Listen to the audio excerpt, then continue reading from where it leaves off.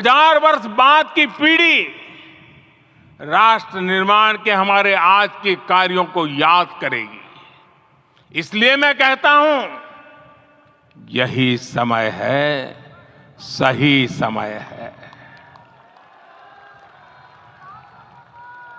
हमें आज से, इस पवित्र समय से अगले 1000 साल के भारत की नींव रखनी है। मंदिर निर्माण से आगे बढ़कर अब हमें सभी देशवासी यहीं इस पल से समर्थ, सक्षम, भव्य, दिव्य भारत के निर्माण की सौगंध लेते हैं।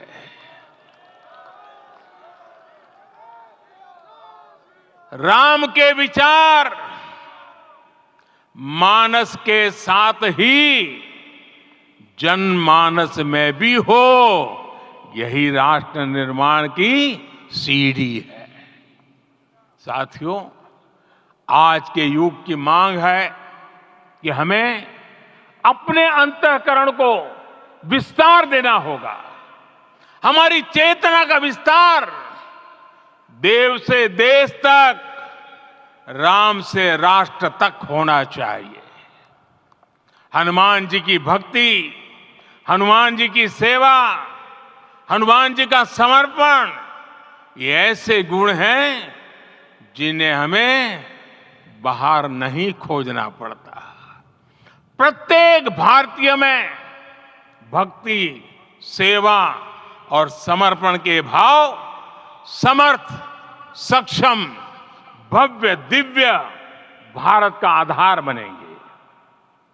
और यही तो है देव से देश और राम से राष्ट्र की चेतना का विस्तार।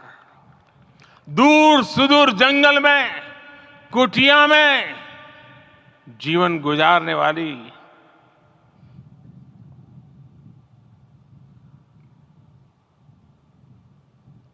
मेरी आदिवासी मां शबरी का ध्यान आते ही अप्रतिम विश्वास जागृत होता है। मां शबरी तो कब से कहती थी, राम आएंगे।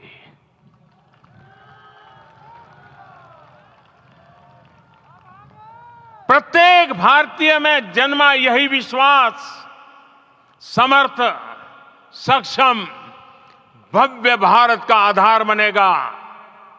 और यही तो है देव से देश और राम से राष्ट्र की चेतना का विस्तार। हम सब जानते हैं कि निषाद राज की मित्रता सभी बंधनों से परे है। निषाद राज का राम के प्रति सम्मोहन, प्रभु राम का निषाद राज के लिए अपनापन कितना मौलिक है। सब अपने हैं, सभी समान है। प्रत्येक भारतीय में अपनत्व की, बंधुत्व की ये भावना समर्थ, सक्षम, भव्य, दिव्य भारत का आधार बनेगी। और यही तो है देव से देश और राम से राष्ट्र की चेतना का विस्तार। साथियों, आज देश में निराशा के लिए रत्ती भर भी स्थान नहीं है। मैं तो बहुत सामान्य हूं, मैं तो बहुत छोटा हूं।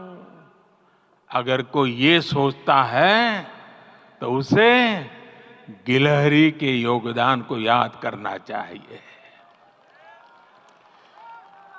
गिलहरी का स्मरण ही हमें हमारी इस हिचक को दूर करेगा, हमें सिखाएगा कि छोटे बड़े हर प्रयास की अपनी ताकत होती है, अपना योगदान होता है। और सबके प्रयास की यही भावना समर्थ, सक्षम, भव्य, दिव्य भारत का आधार बनेगी। और यही तो देव से देश और राम से राष्ट्र का राष्ट्र की चेतना का विस्तार।